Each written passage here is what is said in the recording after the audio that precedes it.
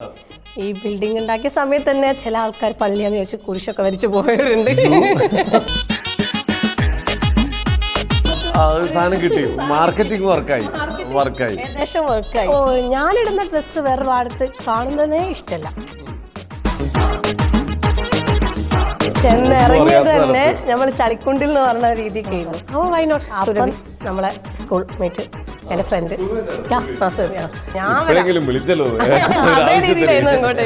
ഇല്ല, 2 days first day ഞാൻ full complete stock ഔട്ടായി എന്ന് വേണേൽ പറയാം.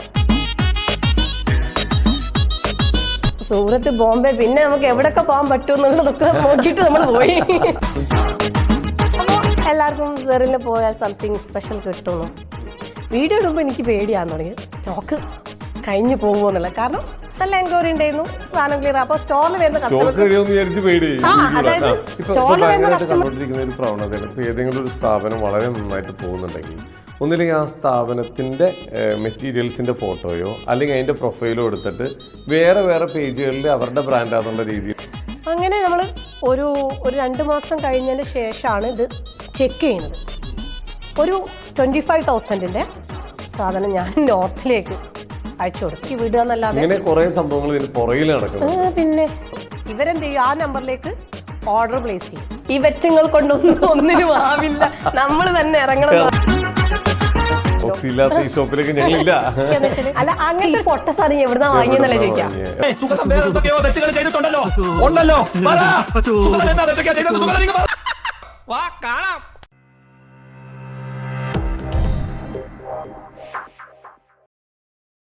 നമസ്കാരം, welcome to Jango space. It's me Sreenath K Janardhanan. അപ്പോൾ ഇന്ന് നമ്മുടെ കൂടെ ഒരു അതിഥിയുണ്ട്. ഈ അതിഥിയെ പരിചയപ്പെടുത്തുന്നതിന് മുമ്പ് ഇപ്പോൾ നമ്മളെടുക്കുന്ന ഇൻ്റർവ്യൂസ്, ഇപ്പോൾ ഈ ഇടയായിട്ട് ഞാൻ കുറച്ച് നല്ല നല്ല ഇൻ്റർവ്യൂസ് വരുന്നുണ്ട്. ഒരുപാട് ആളുകൾക്ക് ഒരുപാട് ഉപകാരപ്രദമാവുന്ന രീതിയിലുള്ള പല ഗസ്റ്റുകളും നമ്മൾ കൊണ്ടുവരുന്നുണ്ട്. നമുക്കും ഭയങ്കര സന്തോഷമാണ്. കാരണം ഒരുപാട് നമുക്ക് നമ്മുടെ കാണുന്ന വ്യൂവേഴ്സ് ഇങ്ങനെ മെസ്സേജ് ഇടും, ചേട്ടാ ഇങ്ങനെ കുറച്ച് ഈ മേഖലയിൽ നിന്ന് ഒരാളെ കൊണ്ടുവരൂ. അതേപോലെ തന്നെ ഇപ്പോൾ ഏറ്റവും വലിയ ഒരു പ്രശ്നം, ഒരു വിഭാഗം സ്ത്രീകൾ നേരിടുന്ന ഒരു പ്രശ്നം എന്ന് പറഞ്ഞു കഴിഞ്ഞാൽ ഒരു ധൈര്യമില്ലായ്മയായിരിക്കും. ചിലപ്പോൾ കല്യാണം കഴിഞ്ഞ് വീട്ടിലിരിക്കുമ്പോൾ കുട്ടീനെയൊക്കെ നോക്കിയിരിക്കുമ്പോൾ ഇനി എനിക്കൊന്നും വേറെ ഒന്നും ചെയ്യാൻ പറ്റുന്നില്ലല്ലോ, ഇനി ഞാൻ എന്തെങ്കിലും ചെയ്യാൻ പറ്റുമോ, അല്ലെങ്കിൽ വിദേശത്തു നിന്നൊക്കെ നാട്ടിലെത്തിക്കഴിഞ്ഞിട്ട് ഇനി ഞാൻ എന്താണ് ഇവിടെ ചെയ്യേണ്ടത്, ഇങ്ങനെ പല പല കൺഫ്യൂഷനിൽ നിൽക്കുന്ന കുറേ ആൾക്കാരുണ്ട്. ആ കൺഫ്യൂഷൻ മെയിൻറ്റെയിൻ ചെയ്തുകൊണ്ട് പോകുന്ന ആൾക്കാരാണ് ഭൂരിഭാഗവും. ഒരാൾ ധൈര്യത്തോടെ മുമ്പോട്ട് ഇറങ്ങില്ല. പക്ഷേ ഒരാളിവിടെ ധൈര്യത്തിൽ മുമ്പോട്ടിറങ്ങി ഒരു പ്രസ്ഥാനം തുടങ്ങി, വളരെ വിജയകരമായിട്ട് 1 വർഷം കഴിഞ്ഞ് 2ാമത്തെ വർഷമാകുമ്പോഴത്തേക്കും ആ പ്രസ്ഥാനത്തിൻ്റെ ഒരു 3 ബ്രാഞ്ചൊക്കെ തുടങ്ങി അടിപൊളിയായ നമ്മുടെ കാലിക്കറ്റുള്ള നമ്മുടെ സെറിൻ ബൊട്ടിക്, അതിൻ്റെ ഓണർ റെക്സിയാണ് നമ്മളോടൊപ്പം ഉള്ളത്. നമസ്കാരം, വെൽക്കം ടു അവർ ഷോ. നമസ്കാരം. എന്തായാലും പ്രൗഡ് ഓഫ് യു.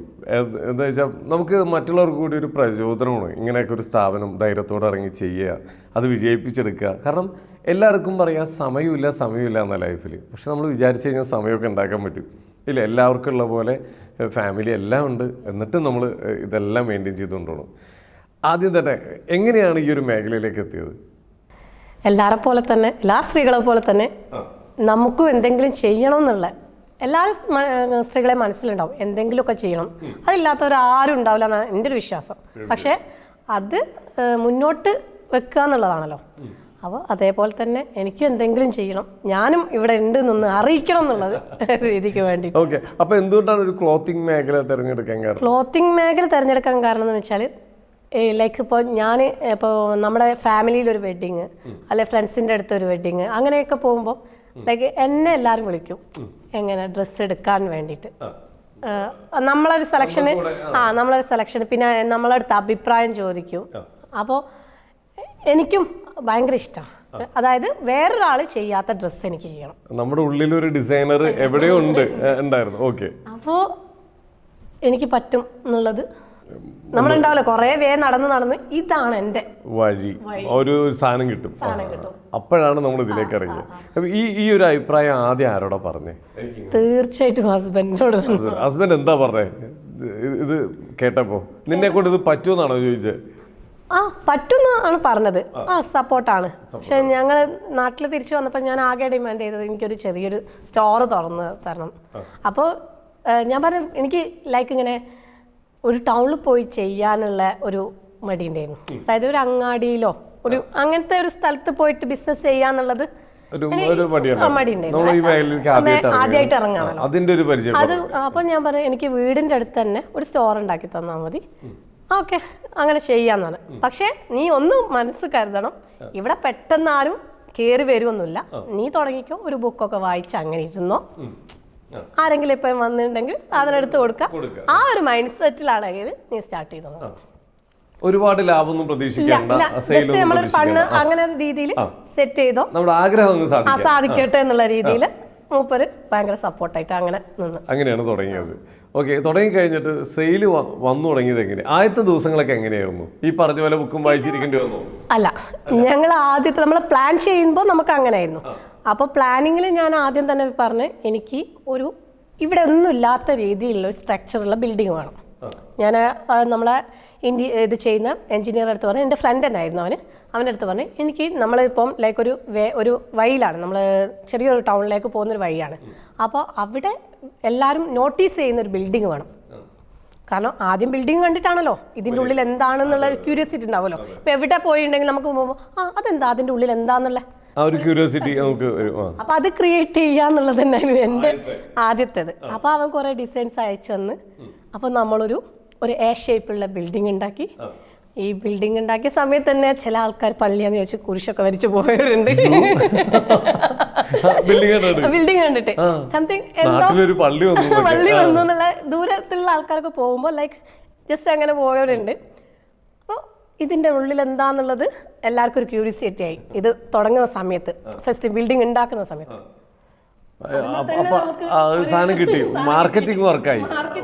ഏകദേശം വർക്കായി.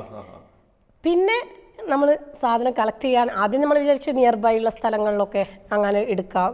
പക്ഷെ എനിക്ക് ലൈക്ക് കാലിക്കറ്റുള്ള ഒരു അല്ലെങ്കിൽ വേറെ എറണാകുളത്തുള്ളതോ കാലിക്കറ്റുള്ള ഒരു സ്ഥലത്ത് പോയിട്ട് സാധനം എടുത്തിട്ട് ഇവിടെ വിൽക്കുക എന്നുള്ള സംഭവമേ എൻ്റെ മനസ്സിലില്ലായിരുന്നു. കാരണം എനിക്ക് ഞാനിടുന്ന ഡ്രസ്സ് വേറൊരാളടുത്ത് കാണുന്നതേ ഇഷ്ടമല്ല.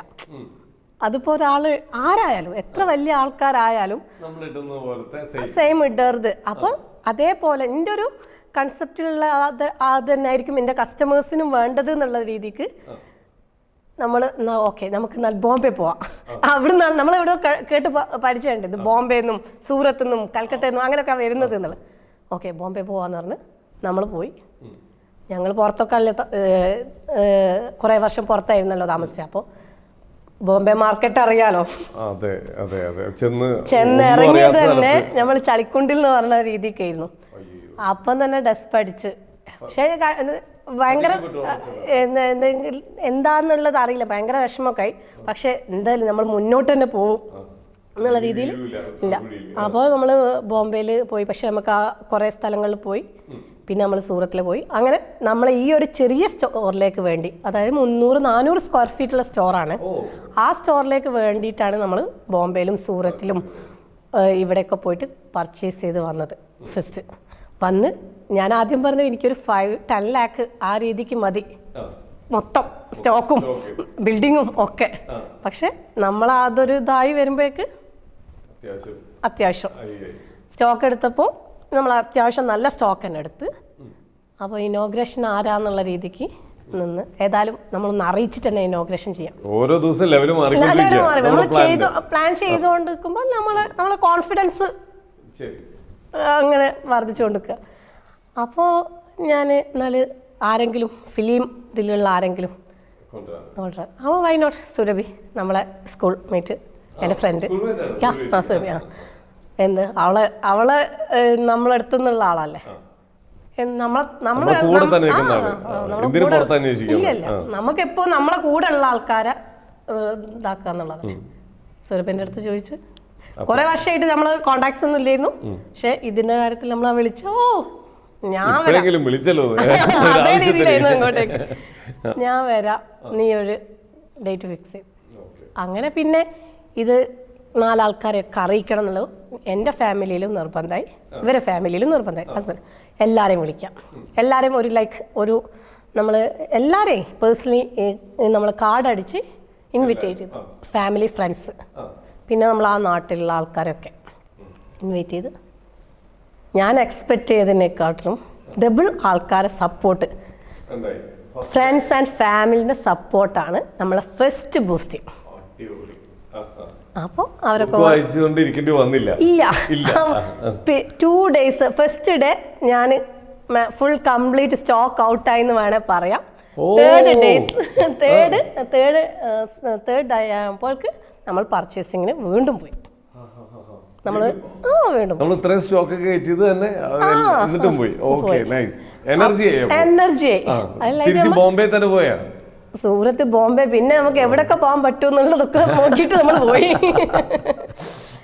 അപ്പോൾ എല്ലാവർക്കും സെറിൽ പോയാൽ സംതിങ് സ്പെഷ്യൽ കിട്ടുന്നു. അപ്പൊ നമ്മളെ ഈ സോഷ്യൽ മീഡിയ ഒക്കെ വളർന്നു വരുന്ന കാല ഒരു 4 വർഷം എന്ന് പറയുന്ന എല്ലാവരും ഇവിടെ എനിക്ക് തോന്നുന്നു കോഴിക്കോട് നിന്ന് ഓൺ വോയിസ് ചെയ്യുന്ന ആരുമില്ല. ലൈക്ക് കുറച്ച് എറണാകുളത്ത് കുറച്ച് ആൾക്കാരുണ്ട്, ഈ കണ്ണൂർ ആരൊക്കെ ഉണ്ട്, അങ്ങനെ കുറച്ച് ആൾക്കാരേ ഉള്ളൂ. ഞങ്ങൾ കുറച്ച് പേരെ അങ്ങനെ ചെയ്യുന്ന ആൾക്കാരുള്ളൂ. ഞാനും മുന്നോട്ട് വന്ന് ഇൻസ്റ്റാഗ്രാമിൽ 3 മാസം വരെ ഞാൻ ആദ്യം വിചാരിച്ചത് തുടക്കത്തിൽ തന്നെ എനിക്ക് ഇത് ഇടണമെന്നായിരുന്നു, വീഡിയോസൊക്കെ ഇടണം എന്നുള്ളതായിരുന്നു. പക്ഷേ എനിക്ക് സമയം കിട്ടാത്തതുകൊണ്ട് തുടക്കത്തിൽ കുറച്ച് ലാഗായിപ്പോൾ. ഒരു 3 മാസം ആയപ്പോൾ ഞാൻ മെല്ലെ വീഡിയോ ഇടാൻ തുടങ്ങി. വീഡിയോ ഇടുമ്പോൾ എനിക്ക് പേടിയാൻ തുടങ്ങി, സ്റ്റോക്ക് കഴിഞ്ഞു പോകുമോ എന്നുള്ള. കാരണം നല്ല എൻക്വയറി ഉണ്ടായിരുന്നു, സാധനം ക്ലിയർ. അപ്പോൾ സ്റ്റോറിൽ വരുന്ന കസ്റ്റമേഴ്സിന് വേണ്ടേ, അപ്പോൾ ആ ഒരു പേടി. അങ്ങനെ പിന്നെ മുമ്പോട്ട് ഓരോ സ്റ്റെപ്പായിട്ട് ഇങ്ങനെ പോയിക്കൊണ്ടിരുന്നു. അതാണ് നമ്മുടെ തുടക്കം, വിജയത്തിൻ്റെ തുടക്കം അതാണ്. ശരിക്കും നമ്മൾ ഇപ്പോൾ ഒരു കാര്യം നമ്മൾ ചെയ്യുമ്പോഴാണ് നമുക്ക് മനസ്സിലാവുക തെറ്റാണോ ശരിയാണോ, അല്ലെങ്കിൽ ഞാൻ ചൂസ് ചെയ്ത വഴി ശരിയാണോ, അനുഭവത്തിൽ നമ്മൾ പഠിക്കുക. ശരിക്കും ഒരു ബിസിനസ് ചെയ്യാൻ ഒരാൾ ഒരു ലേഡി ആയിക്കോട്ടെ മുമ്പോട്ട് ഇറങ്ങുമ്പോൾ സൂക്ഷിക്കേണ്ടത് എവിടെയൊക്കെയാണ്? സൂക്ഷിക്കേണ്ടത് ആദ്യം നമ്മളെ ഫാമിലി സപ്പോർട്ട് വേണം. പിന്നെ നമുക്ക് ഫൈനാൻസ് കൺട്രോൾ ചെയ്യാനുള്ള ഒരു ബാക്കപ്പ് വേണം. അതായത് അതിനൊരു സ്റ്റെബിലിറ്റി വേണം. പിന്നെന്താ, അങ്ങനെ ഇപ്പോൾ ഈ സ്റ്റോക്ക് എടുക്കാനൊക്കെ പോയപ്പോൾ പറ്റിക്കപ്പെടുകയൊക്കെ ചെയ്യും? ഇല്ല, ഞാൻ കാരണം എൻ്റെ ഹസ്ബൻഡ് കൂടെ ഉണ്ട്. സ്റ്റോക്ക് എടുക്കാൻ പോയപ്പോൾ എല്ലാ സമയത്തും ട്രാവൽ ചെയ്യുമ്പം വിത്ത് ഹസ്ബൻഡിൻ്റെ കൂടെയാണ് ട്രാവൽ ചെയ്യുന്നത്. പിന്നെ ഇപ്പോൾ എനിക്ക് തോന്നുന്നു പണ്ടത്തെ പോലെ അങ്ങനെ ഹോൾസെയിലേഴ്സ് ഒന്നും അങ്ങനെ പറ്റിക്കപ്പെടുന്ന ആൾക്കാരില്ല, എല്ലാം ട്രാൻസ്പെറൻ്റ് ആണ്. പിന്നെ ചിലതുണ്ടാവും, ഇല്ലാന്നില്ല. ലൈക്ക് ഇപ്പം സൂക്ഷിക്കേണ്ടതെന്ന് പറഞ്ഞാൽ ഇപ്പം ഇവിടെ ഓൺലൈനിൽ ഇപ്പം ആൾക്കാർ നമ്മൾ ഒരു പേജ് കാണിച്ചപ്പോൾ ലൈക്ക് എൻ്റെ പേജ് കാണിച്ചിട്ട് പറയും ഇന്ന ആൾക്കാരൊക്കെ നമ്മളെടുത്ത് നിന്ന് സ്റ്റോക്ക് എടുക്കുന്നത് പറയും. മനസ്സിലായോ? അപ്പോൾ ചിലപ്പോൾ ഞാൻ അവരുടെ അടുത്ത് നിന്ന് സ്റ്റോക്ക് എടുക്കുന്ന ആയിരിക്കില്ല, പക്ഷേ ഇവർ ബൾക്കായിട്ട് അവിടെ നിന്ന് സാധനം പർച്ചേസ് ചെയ്യും. ചിലപ്പോൾ സാധനം ഇവിടെ എത്തിന്ന് വരില്ല. ഇപ്പോൾ ഭയങ്കരമായിട്ട് കണ്ടുകൊണ്ടിരിക്കുന്ന ഒരു പ്രവണതയാണ്, ഇപ്പോൾ ഏതെങ്കിലും ഒരു സ്ഥാപനം വളരെ നന്നായിട്ട് പോകുന്നുണ്ടെങ്കിൽ ഒന്നില്ലെങ്കിൽ ആ സ്ഥാപനത്തിൻ്റെ മെറ്റീരിയൽസിൻ്റെ ഫോട്ടോയോ അല്ലെങ്കിൽ അതിൻ്റെ പ്രൊഫൈലോ എടുത്തിട്ട് വേറെ പേജുകളിൽ അവരുടെ ബ്രാൻഡാന്നുള്ള രീതിയിൽ ഇടുന്ന ഒരു പരിപാടിയുണ്ട്. എത്ര ആൾക്കാർ ചെയ്യുന്നുണ്ട്. കാരണം നമ്മളെ പേജിൽ നിന്ന് തന്നെ ഞാൻ തന്നെ പറ്റിക്കപ്പെട്ടിട്ടുണ്ട്. അതെങ്ങനെയാന്ന് വെച്ചാൽ നമ്മളിപ്പോൾ ഓർഡർ എടുക്കുകയെന്ന് വെച്ചാൽ എല്ലാവർക്കും വെബ്സൈറ്റ് ഒന്നും യൂസ് ചെയ്യാനൊന്നും അറിയില്ലായിരുന്നു. ഇപ്പം എല്ലാവരും ചെയ്ത് വരുന്നുണ്ട്. ആ സമയത്ത് നമ്മൾ ഓൺലൈനിൽ വാട്സപ്പ് ഇൻസ്റ്റാഗ്രാമും യൂസ് ചെയ്തിട്ട് നിങ്ങൾക്ക് ഓർഡർ പ്ലേസ് ചെയ്യാം എന്നുള്ള രീതിക്ക് നമ്മൾ ഇതാക്കും. അപ്പോൾ നമ്മൾ തിരക്ക് കാരണം നമ്മൾ കുറേ ദിവസം ഈ ഇതും ചെക്ക് ചെയ്യാൻ, അതായത് ബാങ്കിലേക്ക് ക്യാഷ് എത്തിക്കുക എന്നുള്ള ചെക്ക് ചെയ്യാൻ വിട്ട് സ്റ്റാഫ് ഈ സ്ക്രീൻഷോട്ട് അയച്ച് ഇതിൻ്റെ QR ഒക്കെ എഴുതി വെച്ച് നമ്പേഴ്സൊക്കെ എഴുതി വെച്ച് സാധനം പാർസൽ ചെയ്ത് അങ്ങനെ നമ്മൾ ഒരു 2 മാസം കഴിഞ്ഞതിന് ശേഷമാണ് ഇത് ചെക്ക് ചെയ്യുന്നത്. ഒരു 25,000-ൻ്റെ സാധനം ഞാൻ നോർത്തിലേക്ക് അയച്ചു കൊടുത്ത് എൻ്റെ ബാങ്കിലേക്കൊന്നും വന്നില്ല. അപ്പോൾ അഡ്വാൻസ് പേ ചെയ്യിപ്പിക്കും. അതന്നെ ബാങ്കിൽ വന്നത് ഈ കള്ള സ്ക്രീൻഷോട്ടാണ്, അതായത് എഡിറ്റ് ചെയ്ത സ്ക്രീൻഷോട്ട്. അപ്പോൾ നമ്മൾ പോലീസിൽ ഇല്ലല്ല ആ സമയത്ത് പറ്റിയില്ല. നമ്മളല്ലാതെ ഇപ്പോൾ നമ്മൾ ഡെയിലി അക്കൗണ്ട്സ് ചെക്ക് ചെയ്ത് ക്ലിയർ ആയിട്ടേ നമ്മൾ പ്രോഡക്റ്റ് അയക്കുന്നുള്ളൂ. കേസായിട്ട് ആരൊക്കെ കേസ് കൊടുക്കാനാണ് നമ്മൾ സ്റ്റേഷനിൽ വലിയ കാര്യമില്ല. അതും നോർത്തിലേക്ക് ഛത്തീസ്ഗഡ് ആ ഭാഗത്തേക്കൊക്കെ ഉള്ള ഈ അഡ്രസ്സിലേക്കാണ് പോകുന്നത്. അപ്പോൾ പിന്നെ നമുക്ക് അതിലൊന്നും ഇതില്ല. പിന്നെ നമ്മൾ ഇതൊക്കെ പാർട്ട് ഓഫ് ഗെയിം എന്നുള്ള രീതിക്ക് വിടുക എന്നല്ലാതെ പിന്നെ നമ്മളെ പേജ് കാണിച്ചിട്ട് തന്നെ ചില ആൾക്കാർ ഇതാണ് എന്ന് പറഞ്ഞിട്ട് ഇവർ കമൻസിൻ്റെ അടിയിൽ വന്നിട്ട് കമൻസ് ഇടും. ഇതിൻ്റെ പ്രൈസ് നോക്കുമ്പോൾ നമ്മളെ കമൻസിൻ്റെ അടിയിൽ വന്നിട്ട് ഇടും. ഇവരെന്ത് ചെയ്യും, ആ നമ്പറിലേക്ക് ഓർഡർ പ്ലേസ് ചെയ്യും. അപ്പോൾ നമ്മൾ മാക്സിമം നമ്മൾ ഇരുന്നിട്ട് നമ്മളൊരു 12 o'clock വരെ ഇരുന്നിട്ട് രാത്രി ഇരുന്നിട്ട് നമ്മൾ കമൻസ് ഒക്കെ അങ്ങനത്തെ കമൻസ് ഒക്കെ ഉണ്ടെങ്കിൽ ഡിലീറ്റ് ചെയ്തിട്ട് നമ്മളെ കസ്റ്റമേഴ്സിന് ഒരു സെക്യൂരിറ്റി സേഫ് ആക്കിയിട്ട് വെക്കുക എന്നുള്ളത് നമ്മൾ എപ്പോഴും എടുക്കുന്ന ഒരു പോളിസിയാണ്. ഓക്കെ, ഇപ്പം നമ്മളിപ്പോൾ വ്യത്യസ്തമായിട്ടുള്ള ഡ്രസ്സുകളുടെ കാര്യം പറഞ്ഞു. നമ്മൾ അറിയും ഇങ്ങനെ ഒരു വ്യത്യസ്തമായിട്ടൊരു ഡ്രസ്സ് അവിടെ ഉണ്ടെന്ന് അറിഞ്ഞിട്ടായിരിക്കും നമ്മൾ അന്വേഷിച്ചു പോകുന്നത്. അപ്പം അത്ര അധികം ഒബ്സർവ് ചെയ്തിട്ടുണ്ടോ ഇതിൻ്റെ പുറകിൽ? ഞാൻ പറഞ്ഞില്ലേ, എനിക്ക് ഇതിനെപ്പറ്റി ഭയങ്കര പാഷനല്ലേ. നമ്മളെ മനസ്സിലിപ്പോൾ ലൈക്ക് ഇപ്പോൾ ഒരു ഡിസൈൻ ഇറങ്ങുന്നതിന് മുന്നേ തന്നെ നമ്മളൊരു മനസ്സിലുണ്ടാവും എനിക്ക് ഇങ്ങനത്തെ വേണം അല്ലെങ്കിൽ അങ്ങനത്തെ വേണം എന്നുള്ളത്. അപ്പോൾ അധികവും ഞങ്ങൾ ഓൺലൈനിലെ കസ്റ്റമേഴ്സിന് വേണ്ട ഞാനിട്ട ഡ്രസ്സാണ്. ഞാനിട്ട ഡ്രസ്സ് തന്നെയാണ് നമ്മളെ കസ്റ്റമേഴ്സിന് വേണ്ടത്. പ്രൊമോഷന് പുറത്തുനിന്ന് ഒരാളെ ഞാൻ എത്ര പ്രൊമോഷൻ ചെയ്തിട്ടു ഞാനിട്ട് നമ്മുടെ കസ്റ്റമേഴ്സിന് എന്നെ മതി. നമ്മുടെ ഇതിന്റെ അടിയിലൊക്കെ വരുന്ന കമന്റുകൾ നോക്കി അറിയാം, ഒരു മുതലാളിക്ക് വേണ്ട എല്ലാ ക്വാളിറ്റിയുള്ള ഒരു മുതലാളിയാണത്. ഇടയ്ക്ക് ബില്ലടിക്കണ്ടാവും, ഇടയ്ക്ക് അവിടെ അടക്കി വെക്കണ്ടാവും, ഇടയ്ക്ക് അവിടെ ക്ലീൻ ചെയ്യണ്ടാവും, എല്ലാ പണിയും A to Z അതിന്റെ പ്രൊമോഷൻ വരെ. നമ്മൾ ഏതൊരു ഫിലിമില് മമ്മൂട്ടിന്റെ ഫിലിമില്ലേ എന്തേലും പ്ലാൻ ചെയ്യട്ടെ, ഈ വെറ്റങ്ങൾ കൊണ്ടൊന്നിനും ആവില്ല, നമ്മൾ തന്നെ ഇറങ്ങണം. ഇത് ശരിക്ക് ഇത് പറഞ്ഞ എത്രത്തോളം ആൾക്കാർ വിശ്വസിക്കുന്ന അറിയില്ല. 3 സ്റ്റോറുണ്ട്, 3 നല്ല രീതിയിൽ ബിസിനസ് ചെയ്യുമ്പോൾ ഒരു സ്റ്റോർ അടച്ചു. അപ്പോൾ എന്താ സംഭവം എന്ന് വെച്ച് കഴിഞ്ഞാൽ എൻ്റെ കണ്ണെത്താത്തതുകൊണ്ട്, ഞാൻ എത്താത്ത സ്ഥലത്ത് എൻ്റെ ഒരു സാന്നിധ്യം ഇല്ലാത്തതുകൊണ്ട് അത് വേണ്ട, കസ്റ്റമർ ഞാനുമായിട്ടുള്ള ഇൻട്രാക്ഷൻ വേണം എന്നുള്ള രീതിയിൽ ആ നല്ല സെയിലുള്ളൊരു സ്റ്റോറിന് അടച്ചു. അതായത് നമ്മുടെ കണ്ണെത്തുന്നിടത്ത് നമ്മൾ ഉണ്ടാവണം അല്ലേ? എന്താ വെച്ചാൽ എൻ്റെ കസ്റ്റമർ എന്ന് പറഞ്ഞാൽ ചില കുട്ടികളൊക്കെ വരുന്നതാണ്, വെൽക്കം ബാക്ക് ടു സർ എന്ന് പറഞ്ഞിട്ട് കുട്ടികളൊക്കെ വരുന്നത്. കാരണം ഞാൻ ആ വീട്ടിലുള്ള ഒരാളാണ്, നമ്മളെ കസ്റ്റമേഴ്സിൻ്റെ ഇടയിൽ ഞാൻ ആ വീട്ടിലുള്ള അവരങ്ങനെ തന്നെ എക്സ്പെക്ട് ചെയ്യുന്നതും. അപ്പോൾ നമ്മളുള്ളിടത്ത് തന്നെയാണ്, ഞാനില്ലെങ്കിൽ തന്നെ കസ്റ്റമർ ഇന്ന് ആ സ്റ്റോറിൽ ഉണ്ടാവോ ചോദിക്കും, നന്മണ്ടാണെങ്കിൽ സ്റ്റോറിലുണ്ടോ, ഞങ്ങൾ വരട്ടെ ചോദിച്ചറിഞ്ഞ്. അല്ലെങ്കിൽ വന്നിട്ടുണ്ടെങ്കിൽ സ്റ്റാഫിനോട് പറയും അയ്യോ കാണണമെന്ന് വിചാരിച്ചായിരുന്നല്ലോ, ഇല്ലാണ്ടായി പോയല്ലോ. അല്ല, അങ്ങനത്തെ ഒരു ഫീലാണ്. പക്ഷെ നമ്മളെപ്പോഴും ചൊടിപ്പിക്കല്ല, നമ്മളെപ്പോഴും എങ്ങനെയെങ്കിലും ഒക്കെ എത്തിപ്പെടും. ഒരു 2 പ്രാവശ്യം വന്ന് 3ാമത്തെ പ്രാവശ്യം അവർ എന്തായാലും എന്നെ കാണും. പിന്നെ അതുപോലെ തന്നെ നമുക്ക് റിപ്പീറ്റ് കസ്റ്റമേഴ്സ് ആണ്. അതുപോലെ ഒരു ഫാമിലിയിലേക്ക് വരുമ്പോൾ തന്നെ 1 മാസം കൂടുമ്പോൾ 2 ആഴ്ച കൂടുമ്പോൾ ഒക്കെ നമ്മൾ വിസിറ്റ് ചെയ്ത് പോവുക. ഇനിയിപ്പോൾ ലൈക്ക് ഇപ്പോൾ അടുത്ത ഈ ആഴ്ച വന്ന് അവർക്ക് ഇഷ്ടപ്പെട്ട കളക്ഷൻ കിട്ടിയില്ലെങ്കിലും അവർ അടുത്ത ആഴ്ച വരും. കാരണം ഞാൻ അങ്ങനെ കണക്കാക്കുന്നത്, നിങ്ങൾ വരുന്ന സമയത്ത് എപ്പോഴും നിങ്ങൾക്ക് ഇഷ്ടപ്പെട്ട സാധനം ചിലപ്പം കിട്ടിയില്ലെങ്കിലും ഞാൻ അതിനൊരു പരിഭവമില്ല, എന്റെ കസ്റ്റമേഴ്സിന് ഒരു പരിഭവമില്ല. ഓല അടുത്ത പ്രാവശ്യം വന്നിട്ട് ഹാപ്പി ആയിട്ട് വന്ന് പിക്ക് ചെയ്ത് പോകും. ആ ഒരു പ്ലേസിൽ എത്തുമ്പോൾ ഒരു പോസിറ്റീവ് എനർജി അവർക്ക് കിട്ടുന്നുണ്ടാവും. അത് നമ്മൾ നിൽക്കുന്നതുകൊണ്ടാണ്.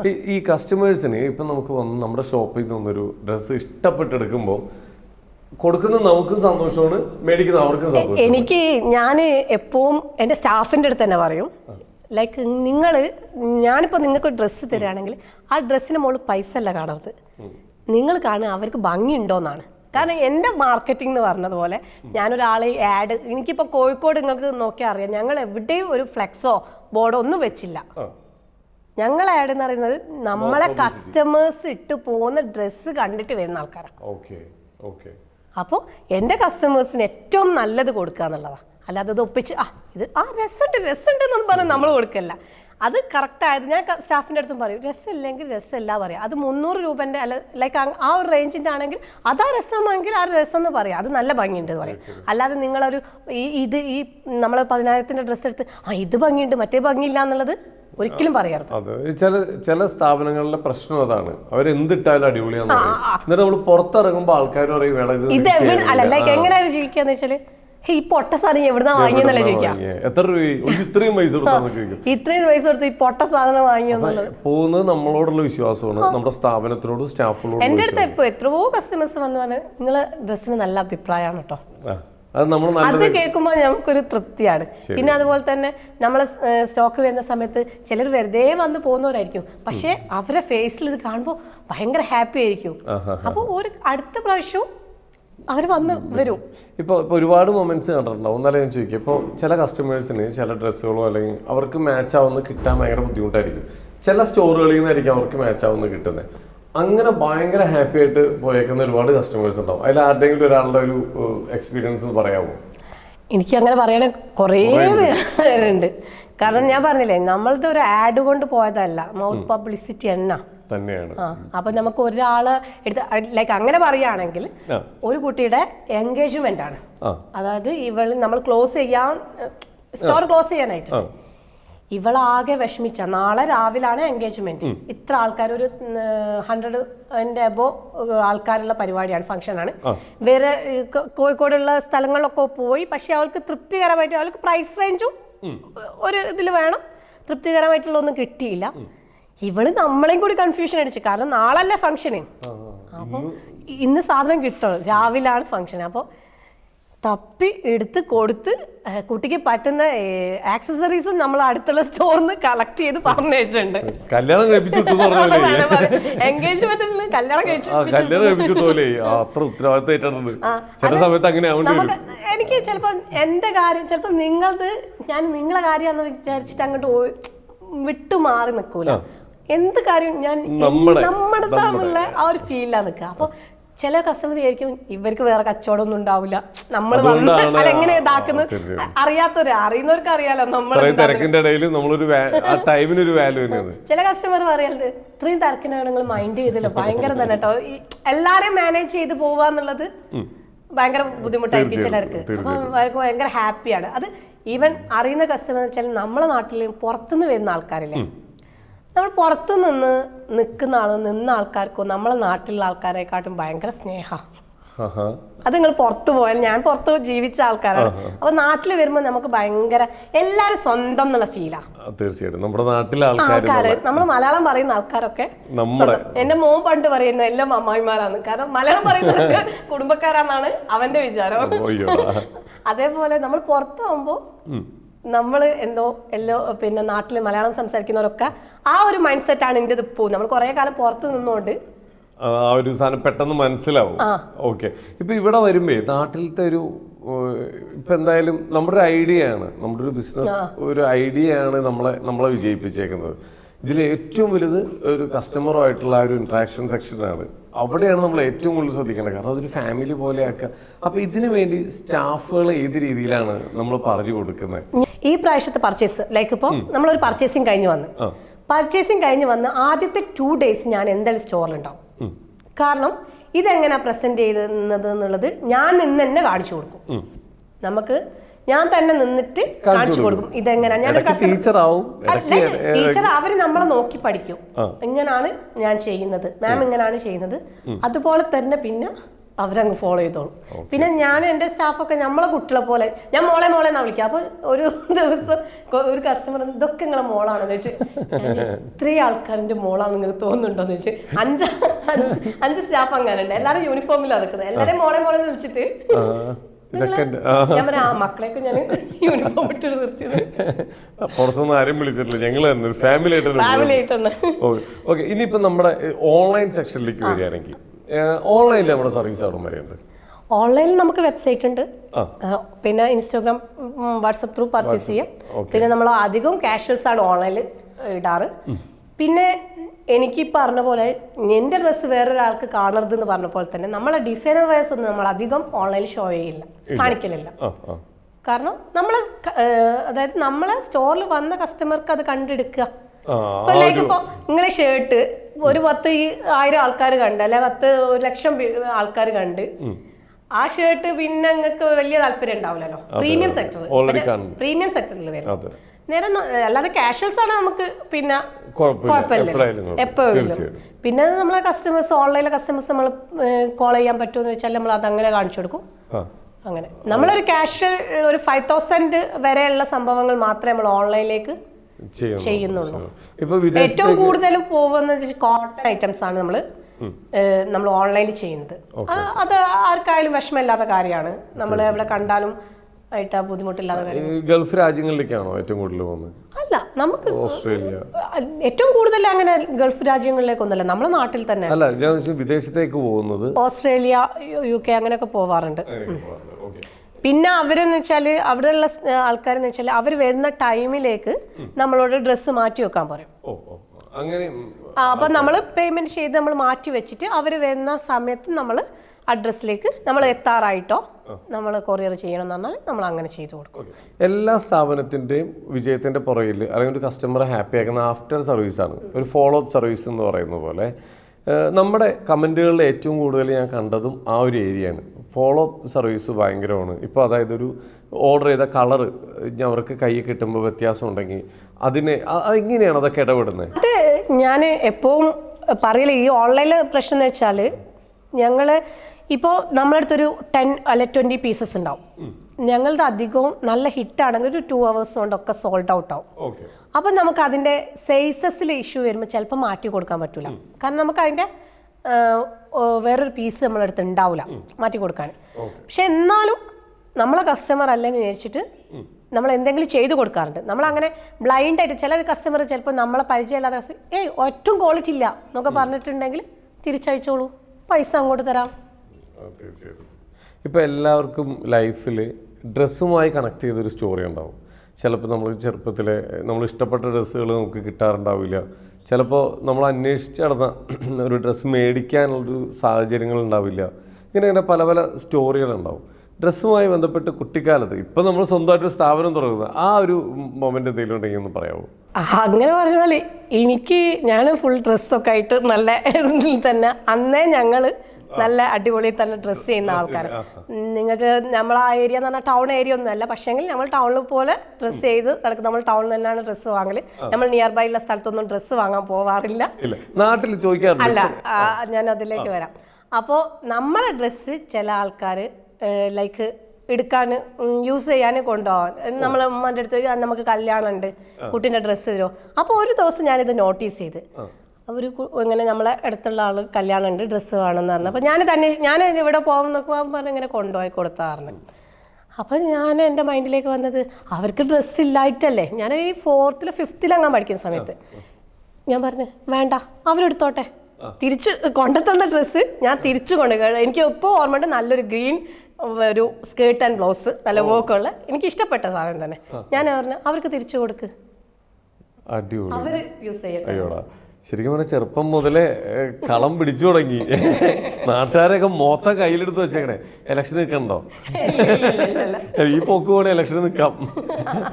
എന്തായാലും അടിപൊളി കേട്ടോ. കാരണം അല്ല, എനിക്ക് നമ്മളടുത്തില്ലാത്ത കാര്യം നമ്മളോട് ചോദിക്കുമ്പോൾ കൊടുക്കാൻ പറ്റുന്നത് എനിക്ക് കൊടുക്കണം എന്നുള്ള.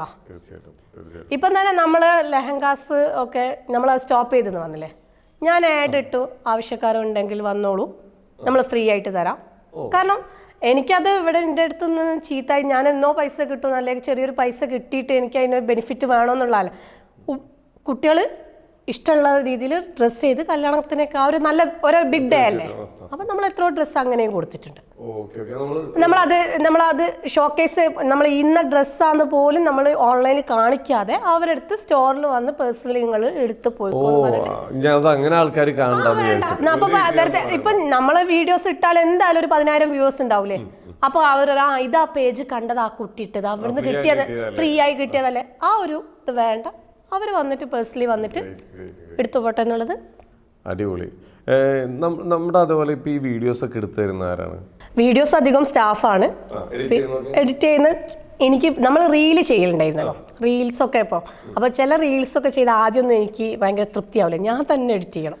കാരണം ഇത് ഞാൻ പറയുമ്പോൾ ഞാൻ വീട്ടിലിരിക്കുന്ന സമയത്ത് ഞാൻ യൂട്യൂബ് ചാനൽ തുടങ്ങിയിട്ടുണ്ടായിരുന്നു. ആ സമയത്ത് കുക്കിംഗ് വീഡിയോ വെച്ചിട്ടുള്ള ഒരു സാധനം എന്തെങ്കിലും ചെയ്തുകൊണ്ടിരിക്കുക എന്നുള്ളത് എനിക്ക് ചെറുപ്പം മുതലേ ഞാൻ എന്തെങ്കിലും ചെയ്തുകൊണ്ടിരിക്കുക എന്നുള്ളതാണ്. പക്ഷേ അത് ക്യാഷിന് വേണ്ടിയിട്ടൊന്നുമല്ല. പക്ഷെ നമ്മളെ സമയം എനിക്കിങ്ങനെ നമ്മളെ NRIs ഒക്കെ ആണെങ്കിൽ ഓൾമോസ്റ്റ് ആ കാലഘട്ടത്തിലെല്ലാം കിടന്ന് ഉറങ്ങുക. ഓഫീസിൽ ഹസ്ബൻഡ് പോകും, പിന്നെ എല്ലാവരും കിടന്ന് ഉറങ്ങുക, ആ രീതിയാ. പക്ഷെ ഞാൻ എന്തെങ്കിലും ഇങ്ങനെ ചെയ്തുകൊണ്ട് നിൽക്കുക, എന്തെങ്കിലും മാന്തിക്കൊണ്ട് നിൽക്കുക എന്നുള്ള പ്രശ്നം ഇതാ. അതായത് ഡ്രസ്സിന് അധികം ഞാൻ ഈ ഫാഷനെ പറ്റിയിട്ട് തന്നെയാണ് അന്നത്തെ ഗൂഗിളിൽ സെർച്ച് ഹിസ്റ്ററി നോക്കിയാലും കാണാം. ഞാൻ ഇന്ന് ഇവിടെ നടക്കുന്ന കുട്ടികളിട്ട് നടക്കുന്ന ഫാഷനും ഇതൊക്കെ ഞാൻ പറയും ഞാൻ അന്നേ അവിടുന്ന് പരീക്ഷിച്ചതാണ്. എന്തായാലും അത്ര അപ്ഡേഷൻസ് നമ്മളൊരു കാര്യം ചെയ്യുമ്പോൾ ആ എന്താണോ ചെയ്യുന്നത് അതിനെ കുറിച്ച് അല്ല, അതൊക്കെ ഇതിലേക്ക് എത്തിപ്പെടും ഞാൻ ഒരിക്കലും വിചാരിച്ചിട്ടില്ല. നമ്മളൊന്നും കണക്ക് കൂട്ടിയിട്ടൊന്നുമല്ല.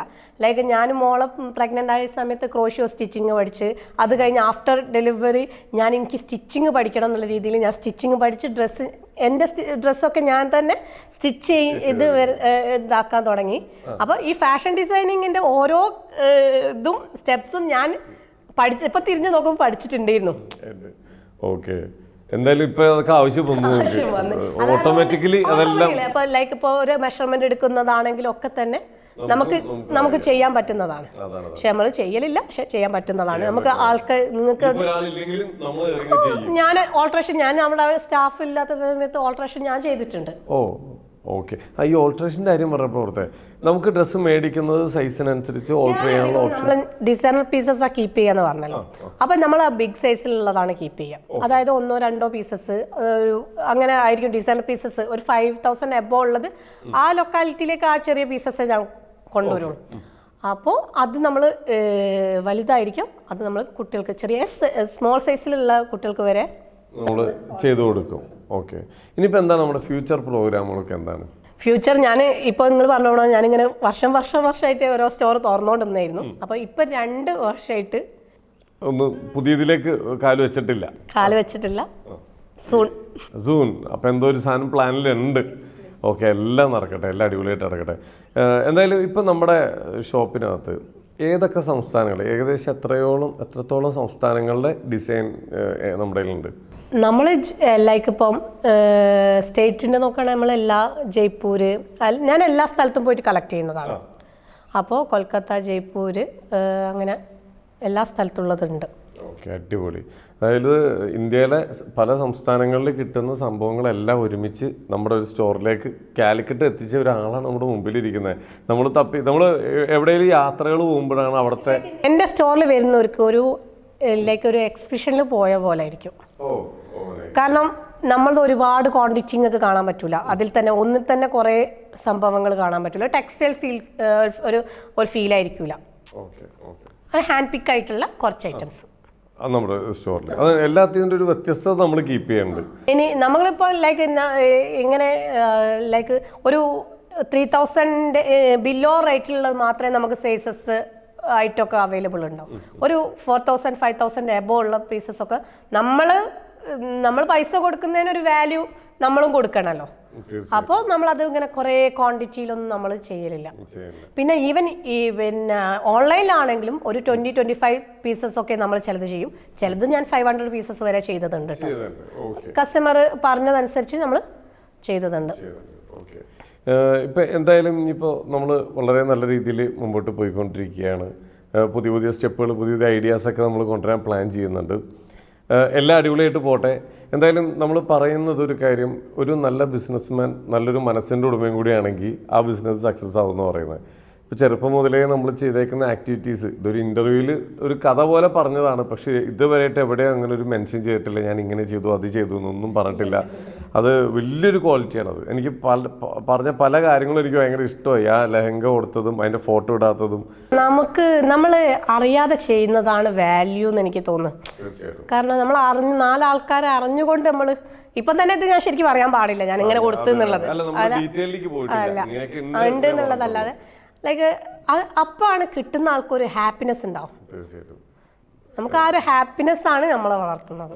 സത്യം, നാളത്തേക്കുള്ളൊരു എനർജി കിട്ടുന്നത്. ഇപ്പോൾ ഞാൻ എപ്പോഴും വിചാരിക്കലുണ്ട്, നമ്മളെ ചിരി എന്ന് പറയുന്നത് ദാനാണ്. നമ്മളെ ഇപ്പോൾ നിങ്ങൾ വന്ന സമയത്ത് അല്ല നിങ്ങളെ ഫേസിലേക്ക് നോക്കും, ഞാൻ ചിരിക്കുമ്പോൾ നിങ്ങൾക്കൊരു സമാധാനം കിട്ടും. അതുപോലെ തന്നെ നമുക്ക് എപ്പോഴും ചിരിച്ചുകൊണ്ട് നിൽക്കുക എന്നുള്ളതാണ്. അപ്പം നമ്മൾ അതുപോലെ നമുക്ക് പൈസ കൊടുക്കണ്ട, ഒന്നും കൊടുക്കണ്ട, ചിരിക്കുന്നതിന്. ഓക്കെ, പിന്നെ തീർച്ചയായിട്ടും. ഇനി ഒറ്റ കാര്യം നമ്മൾ തുടക്കത്തിൽ ചോദിച്ചൊരു കാര്യമാണ്.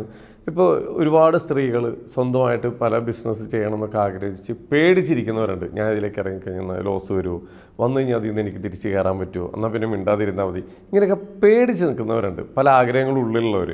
അവരോട് എന്താ പറയാനുള്ളത്? എനിക്ക് തോന്നുന്നു ഇപ്പോഴത്തെ ഒരു ജനറേഷൻ അങ്ങനത്തെ ഒരു പേടി ഇല്ല എന്നാണ്. പിന്നെ ഉള്ള ആൾക്കാർക്ക് നമ്മൾ എന്താണോ ചെയ്യുന്നത്, നമുക്ക് എന്താണോ ചെയ്യാൻ പറ്റുന്നത് എന്ന് ആലോചിച്ചിട്ട് ചെയ്യാം. അതാണ് ഇപ്പോൾ ലൈക്ക് ഇപ്പം റീസെൻ്റ്ലി ട്രെൻഡായ ഒരു ബണ്ണിൻ്റെ ഒക്കെ കാണില്ലേ ഇപ്പോൾ നാട്ടിലുള്ള എല്ലാ ആൾക്കാരും അതാ ചെയ്യുന്നത്. അതെ അതെ, ഇറാനി ചായയും ലൈക്ക് അതേപോലെ ഒരു കേക്കിൻ്റെ ഇത് വന്നപ്പോൾ എല്ലാവരും, ജ്വല്ലറി വന്നപ്പോൾ എല്ലാവരും. പക്ഷെ നമ്മൾ കൊണ്ട് ചെയ്യാൻ പറ്റുന്നതും അത് നമ്മളെല്ലാവരും ചെയ്യുന്നതിൽക്കും വ്യത്യസ്തമായി എന്തെങ്കിലും ചെയ്യാന്നുള്ളതാണ് ഏറ്റവും നമ്മൾ അന്വേഷിക്കേണ്ടത്. നമ്മൾ എല്ലാവരും ചെയ്യുന്നത് ഈസിയാണ്, പക്ഷെ അത് എന്താ അത് സക്സസ് ആക്കുക എന്നുള്ളത് ഭയങ്കര ബുദ്ധിമുട്ടല്ലേ. തീർച്ചയായിട്ടും. അപ്പം നമ്മൾ വ്യത്യസ്തമായിട്ടുള്ളത് ചെയ്യണം, ചെയ്യുന്ന കാര്യത്തിൽ കോൺസെൻട്രേറ്റ് ചെയ്ത് അതിനെക്കുറിച്ച് അറിഞ്ഞ് പഠിച്ച് ചെയ്യണം. എന്തൊക്കെയോ കാണിച്ച് വെക്കരുത്, മറ്റൊരാൾ കാണിക്കുന്നുണ്ട് അതേപോലെ എടുത്ത് ആടരുത്. കിട്ടും, ബിസിനസ് കിട്ടൂല എന്നല്ല, പക്ഷെ അതൊരു കുറച്ച് കാലം ഉണ്ടാവും. ആ ട്രെൻഡ് കഴിഞ്ഞാൽ ചിലപ്പം അത് പോകും. പിന്നെ നമ്മളെ സ്റ്റോറിലാണെങ്കിലും ഞങ്ങൾ എപ്പോഴും ട്രെൻഡിന്റെ വഴിയേക്ക് പോവുക എന്നുള്ളത് ആ ഒരു പോളിസി ഇല്ല. ഞാനിപ്പോൾ എൻ്റെ കസ്റ്റമർ ഇപ്പോൾ ഒരു 5,000 അല്ലെങ്കിൽ 10,000 നിയർ ബൈ ഉള്ള സാധനം എടുത്തിട്ടുണ്ടെങ്കിൽ അവരൊരു 3 വർഷം കഴിഞ്ഞാലും അത് എടുത്തിടണം. ആ ഒരു പോളിസി കാര്യത്തിയാണ്. പൈസ അല്ല, അത് കഴിഞ്ഞാൽ അത് പോയി. അപ്പൊ എന്റെ വാർഡ്രോബിൽ ഞാൻ ചിലത് പലതും ഇടുന്നത് ഒരു 3-4 വർഷത്തിന്റെ ഉള്ള ഡ്രസ്സസ് യൂസ് ചെയ്യാം. അതപ്പോ നമ്മൾ കൊടുക്കുന്ന പ്രൈസിനൊരു വാല്യൂ ഉണ്ട്, അതിനൊരു സ്റ്റാൻഡേർഡ് വേറെ തന്നെ. ക്ലാസ് ഒരു ട്രെൻഡ് വേണമെന്നാണ്, വേണ്ടാന്നല്ല, പക്ഷെ ആ ട്രെൻഡിനൊപ്പം തന്നെ എല്ലാം നമ്മൾ ട്രെൻഡിനൊപ്പം ചെയ്യാന്നുള്ളത്. അതെ അതെ, നാളത്തേക്കും കൂടി നമ്മൾ ചിന്തിച്ചു വേണം ചെയ്യാൻ. Very nice. അപ്പോൾ എന്തായാലും അടിപൊളി, എന്തായാലും ഭയങ്കര സന്തോഷമായി. കാരണം ഞങ്ങൾ വന്നത് വെറുതെ ആയില്ല. ഞങ്ങൾ റിവ്യൂ ഒക്കെ നോക്കിയപ്പോൾ എന്തായാലും ഇദ്ദേഹത്തിനൊന്ന് ഇൻ്റർവ്യൂ ചെയ്യണമെന്ന് ഞങ്ങളുടെ മനസ്സിലുണ്ടായിരുന്നു. കാരണം ഒരു സ്ഥാപനം വളരെ നല്ല രീതിയിൽ മുമ്പോട്ട് കൊണ്ടുപോകുക, അത് ഏറ്റവും കൂടുതൽ ഒരുപാട് സ്ത്രീകൾക്ക് പ്രചോദനമാവും, എന്തെങ്കിലുമൊക്കെ ചെയ്യാനുള്ള ഒരു എനർജി കിട്ടും എന്തായാലും ഈ ഇൻ്റർവ്യൂ കൂടി. പിന്നെ എല്ലാ സ്ത്രീകളും ബാക്കപ്പ് ഒരാൾ വേണം. നമ്മളൊരു ഈ ഒരു എന്താ പറയുക, നമ്മളൊരു കൾച്ചർ അങ്ങനെ ആണല്ലോ. അപ്പോൾ ബാക്ക് ബോൺ ആയിട്ട് ഒരാളുണ്ടെങ്കിൽ കുറച്ചും കൂടി ഒരു ഈസിയാണ്. ഓക്കെ, അപ്പം എന്തായാലും നമ്മുടെ സ്റ്റോർ വളരെ വളരെ ഉയരങ്ങളിലേക്ക് എത്തട്ടെ. എല്ലാവിധ ആശംസകളും നേരുന്നു. കാരണം ഇതേപോലത്തെ സേവനം കണ്ണെത്താവുന്ന രീതിയിൽ ലോകം മൊത്തം എത്തട്ടെ. എല്ലാവിധ ആശംസകളും ഞങ്ങൾ നേരെയാണ്. Thank you.